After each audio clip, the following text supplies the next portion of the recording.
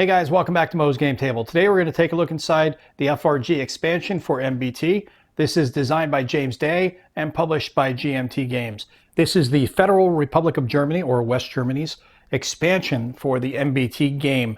And obviously you need the MBT base game to play this one, but love that cover. The MBT covers are some of my favorite ones from GMT Games.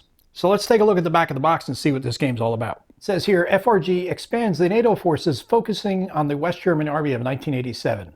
Included are the Leopard 1, Leopard 2, Marder, Jaguar 1, Jaguar 2, the Lux, Gepard, PAH, attack helicopter, Tornado IDS aircraft, and a number of other units, including infantry and their various anti-tank weapons. The new map boards include unique terrain features, including a large urban area, airfield, and a supply depot. The playbook outlines the table of organization and equipment for the West German mechanized forces of the period. The 10 scenarios showcase the West German Army and cover the range of action between Northag, Centag, and Soviet GSFG and CGF forces. See, here is a list of the sample game counters. It is rated a 6 on the complexity scale, 6 on the medium scale. Game contents, you get 4 double-sided geomorphic map boards, 8 map boards total, 3 counter sheets, 11 full-color data cards, 1 playbook, and 1 dice. And this is an example of one of the maps that you get in the game. So let's take a look inside and see what you get.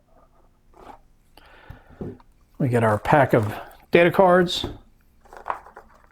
our dice and our baggies, our maps, counter sheets,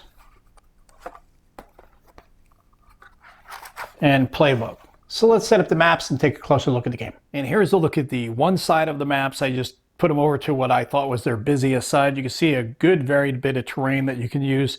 Heavy woods, heavy urban areas, as well as plenty of hills, lots of road systems to move through. So really good and reflective look at Germany in the 80s. And here's the terrain on the flip side of those maps. You can see everything's geomorphic.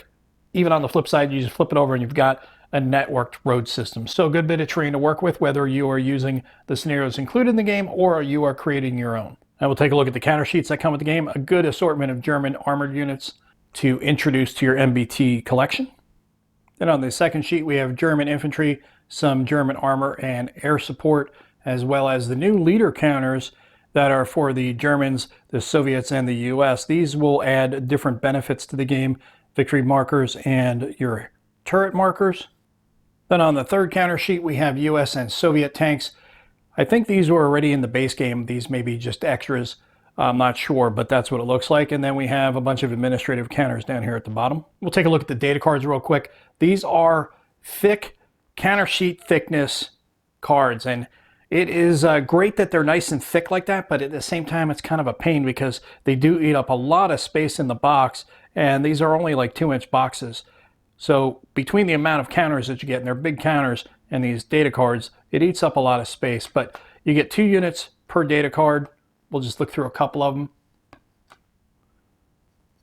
And then we've got artillery here and then on the back. But you get the idea. The rest of the units look the same as those, obviously with different data specific to that vehicle. And we'll take a look at the playbook that comes with the game. It is a 43-page book.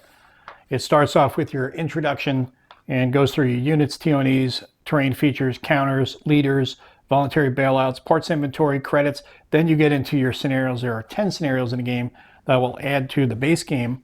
Start here with your introduction, the different types of units, the TONEs, the tracks, airfield, so you can read the different terrain features on the maps, arming and refueling, supply depot, controlling objectives, how to use the different counters in the game.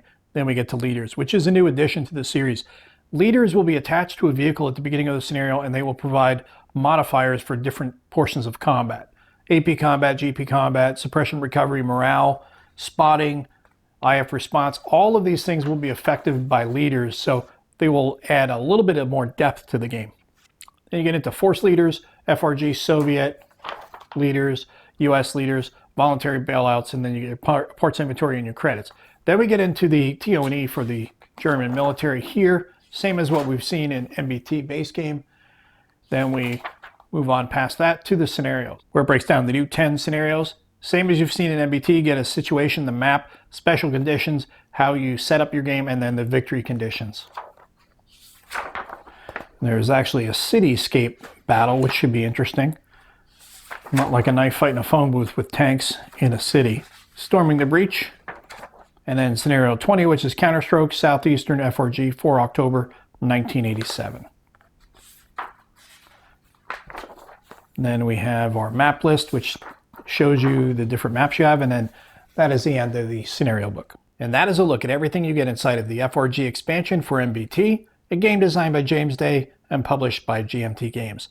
If you are looking to expand your experience with the MBT system from not just the US and the Soviets to also the FRG, this is the way to go. And you also will get the leaders, which will add another dimension to the game, and that's always a good thing. Plus, 10 new scenarios, more maps, and a bunch more data cards. And like I said, the data cards are the only thing that kind of irked me a little bit. I love the sturdiness of them, but they do eat up a lot of space. And this MBT is really a game that screams for a 3-inch box, in my opinion. It could probably be put into 2 3-inch boxes when you break down all the units. But definitely a worthy investment if you're a fan of the MBT series. Well, I hope that helps you guys out if you've been curious about this one. If you have any comments or questions, post them down below. Thanks for tuning in, guys. See you next time.